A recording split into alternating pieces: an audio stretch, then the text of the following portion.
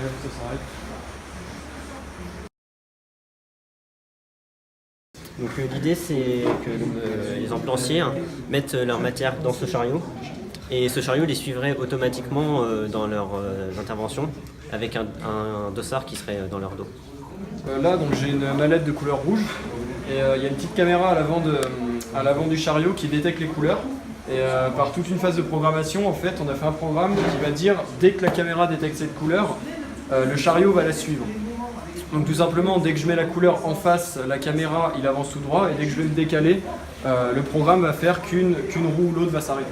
On a choisi de faire ce robot donc pour transporter le matériel médical, comme l'a dit mon camarade, mais c'est pour enlever en fait les contraintes physiques qu'il y a sur le corps des ambulanciers.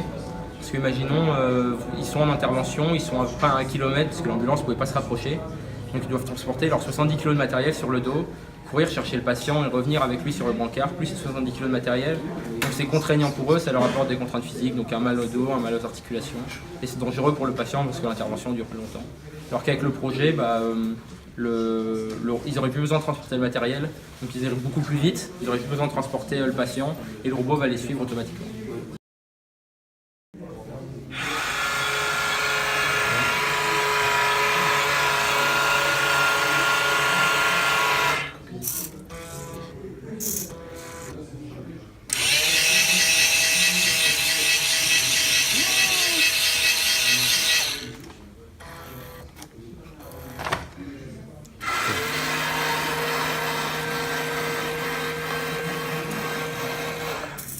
Donc nous, notre projet, c'est la cave intelligente, donc c'est pour permettre d'avoir un vin de qualité, améliorer le vin et pas avoir de dépôt au fond. Donc on s'est inspiré d'un système de transgerbeur, d'imprimante 3D pour faire la rotation d'une bouteille, pour éviter qu'il y ait des dépôts au fond de la bouteille. Donc notre projet va permettre de faire une rotation de la bouteille dans certains degrés qu'on a calculés.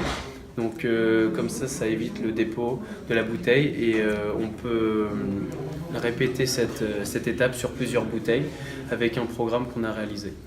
Ok. Après, ça revient à zéro. Il y a deux capteurs qui détectent qu'il est remis à zéro. Il va arrêter les moteurs et faire revenir un tout petit peu en arrière pour qu'il arrête de les toucher. Et donc après, l'utilisateur peut souhaiter soit au niveau des boutons, soit à l'aide d'une application qu'on avait créée aussi sur téléphone.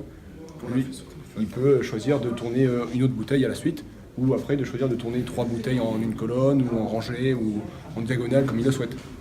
Alors nous, on a pensé à cette idée-là pour aider les personnes. Ça permet, parce que les cavistes, donc ceux qui vont effectuer le remuage d'une bouteille, doivent tourner énormément de bouteilles par jour.